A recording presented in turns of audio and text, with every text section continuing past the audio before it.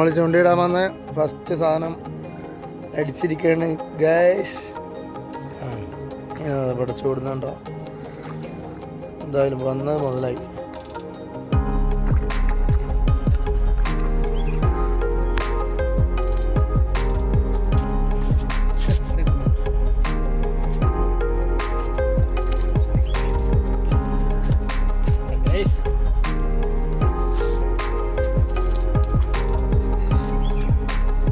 അഭിനയിച്ചു പോകണമെങ്കിലേ ഞാനൊന്ന് ശരിക്കും അഭിനയിച്ചു മുഖം ഒന്ന് കാണിച്ചേ.